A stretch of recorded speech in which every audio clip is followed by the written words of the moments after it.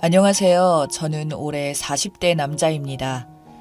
최근 저에게 너무나도 여러 가지 큰일들이 벌어져서 너무 당황스럽고 이 억울한 상황들을 누군가에게는 하소연 좀 하고 싶어 이렇게 사연 보내봅니다.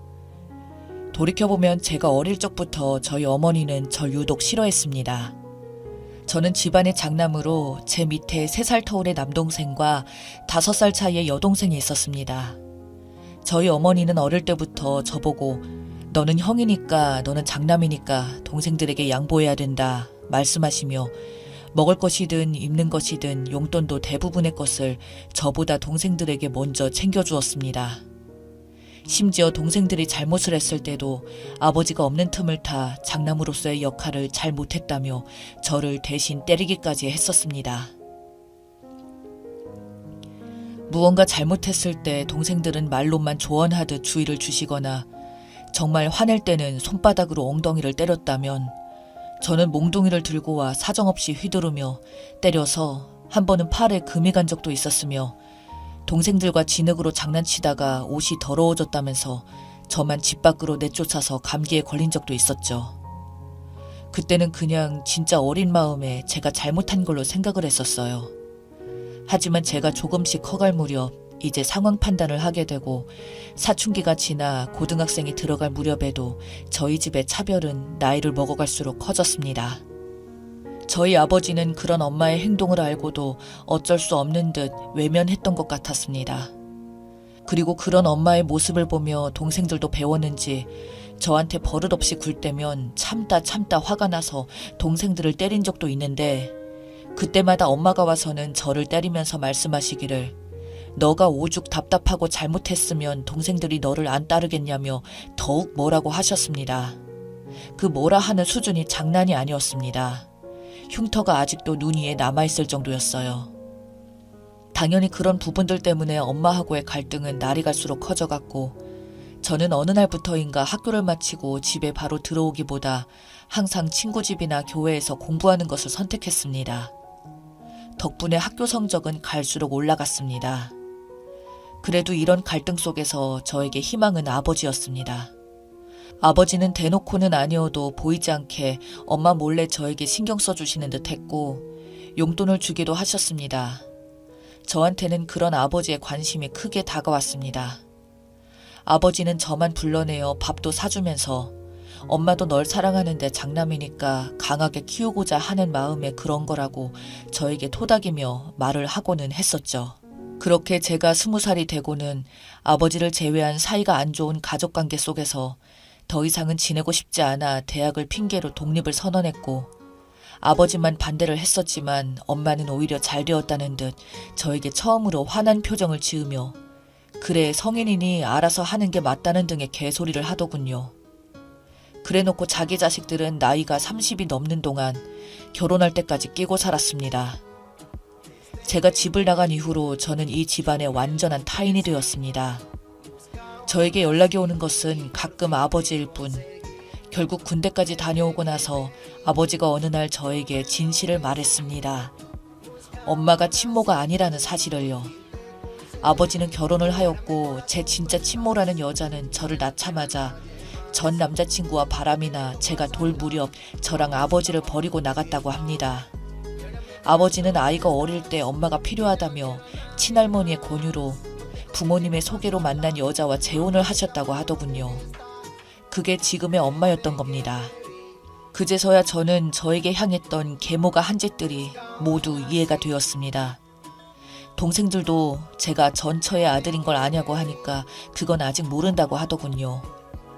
저는 그날 정말 한없이 울면서 아버지에게 말했습니다.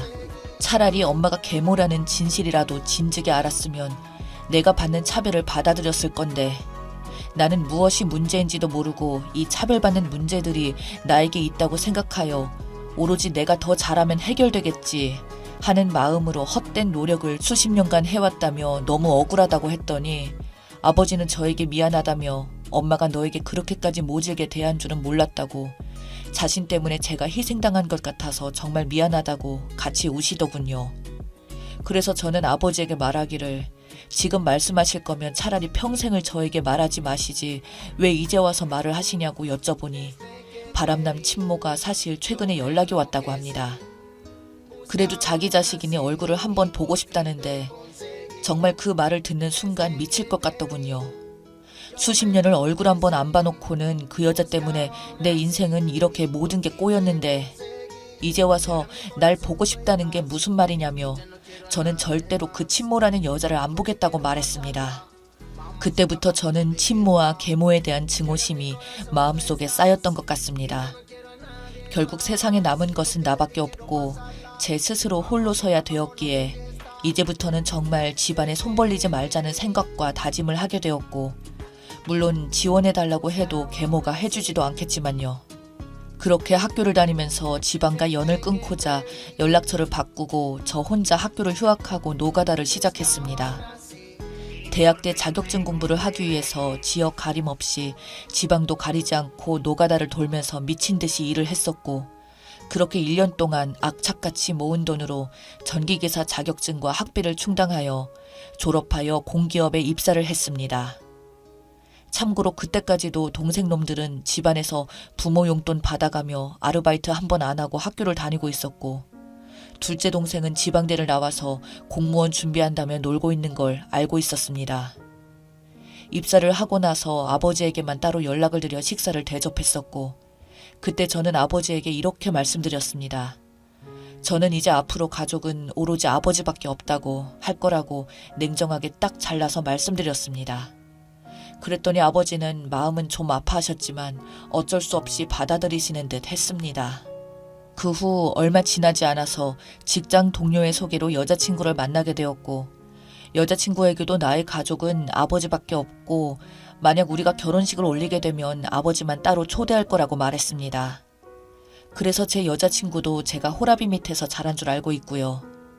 그리고 시간이 흘러 상견례 날이 다가오자 아버지에게 연락하여 혼자만 따로 나오시라고 말씀드리니 아버지는 제가 진짜로 이럴 줄 몰랐는지 그럼 엄마나 동생은 어쩌냐고 하셔서 그 사람들은 제 가족도 아니라고 그 아줌마도 저한테 한 짓거리 생각하면 엄마라는 말 입에 담을 생각도 못할 거라니까 그날 저녁 계모한테 전화와서는 한 소리 하며 저에게 화내길래 저는 말하기를 당신이 나한테 어릴 때 때리고 했던 애라고 생각하면 당신한테 복수하지 않는 것만으로도 다행히 여기라고 앞으로도 조용히 아버지 돈이나 기생충처럼 빨아먹으면서 살아가라고 이제 와서 엄마 행사를 하려고 하냐고 했더니 두고 보라면서 끊더군요. 아마 이때부터 동생들도 제가 계모 자식이 아닌 걸 알았던 것 같습니다. 아버지께도 전화해서 계모 끌고 오실 거면 오지 말라고 안 오셔도 된다고 부모 없이 결혼하겠다니까 아버지는 그게 아니라며 다 자기 죄라며 사과를 하시던 아버지. 저도 그때는 그런 아버지를 이해하지 못했습니다. 결국 저는 가족들도 제대로 안 부르고 예식 진행을 하며 아버지 쪽 친척들과 아버지만 참석한 결혼식이 되었고 제 아내는 결혼식을 치르고 1년 뒤에 그 모든 사실을 알게 되고 나서는 저에게 얼마나 힘들었냐며 저를 껴안아주며 위로해 주더군요. 그런 고마운 아내를 위해서라도 열심히 회사를 다니며 남은 모든 시간을 가정을 위해 바쳤습니다.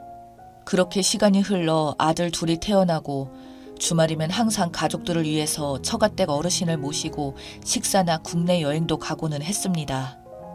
저희 아버지도 모시고 여행을 가고 싶었지만 아버지는 계모와 자식들 때문에 어쩔 수가 없다고 괜찮다며 마음만 받겠다고 하시더군요. 그래도 한 달에 한 번씩 평일 저녁 시간을 빼서는 아버지를 찾아뵙고 둘이서 소주 한 잔을 나누며 이런저런 이야기들을 나누고 했었습니다. 그러던 어느 날 갑자기 아버지가 돌아가셨다고 연락이 왔습니다.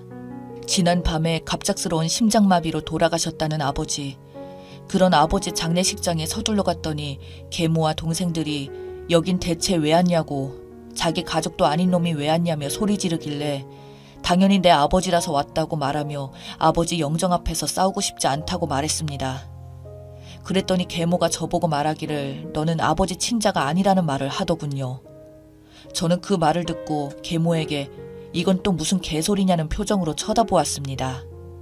계모는 계속 뻔뻔하게 친자도 아닌 놈이 여태 외면하다가 아버지 죽었으니 아버지 재산 노리고 나타났다는 식으로 말을 이어나갔고 심지어 옆에 있던 동생들도 합류해서 제 멱살까지 잡아 몸싸움까지 벌어졌습니다.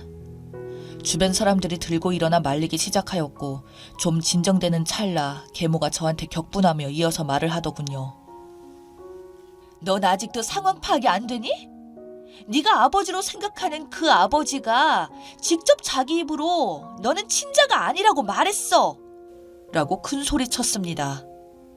저는 그때서야 진지하게 무슨 말이냐고 했더니 친모가 저를 만나고 싶다고 한 날 아버지가 계속해서 거절하니 그 친모는 아버지에게 말하기를 사실 그 아이 당신 아이가 아니라 바람 피운 남자의 아이라고 했다고 합니다. 저는 도저히 그 사실을 믿을 수가 없어서 친자 확인을 하자고 했고 동생들과 유전자 대조를 했었습니다. 결국 검사 결과 저는 오열할 수밖에 없었습니다.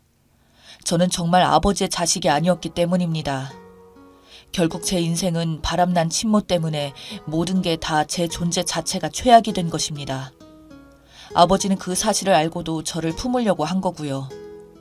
그러면서도 저한테 단 한 번도 말한 적도 없던 아버지를 생각하니 그날 아버지 묘 앞에서 미친 사람 마냥 하루 종일 울었습니다. 저보다 아버지가 더 슬프시겠죠. 그러면서도 저를 아들 취급하시며 저랑 밥 먹을 때마다 우리 아들 하시던 우리 아버지.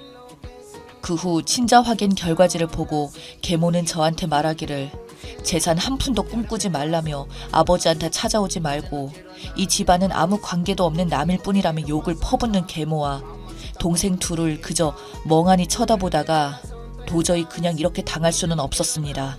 계모도 싫었고 동생들도 싫었고 누가 뭐래도 저는 아버지 아들로 40년 넘게 살았으니까요. 법적으로는 아버지가 저를 타인의 자식인 줄 알고도 받아들인 거니 법적으로 입양이 맞다고 하며 저 또한 재산 분할을 할 수 있다고 하더군요. 결국 저는 계모와 동생들과 같이 1순위 재산 분할로 받게 되었고 저에게 수없이 욕설과 협박을 하던 그들에게 보란듯이 물먹이고 유산을 챙겨받을 수 있게 되었습니다. 그리고 그들에게 말했습니다.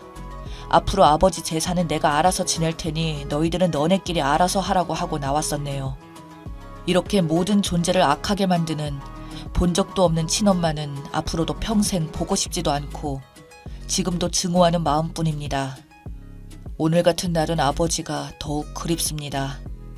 제발 여러분 바람 피우지 마세요. 자식들한테 정말 죄입니다.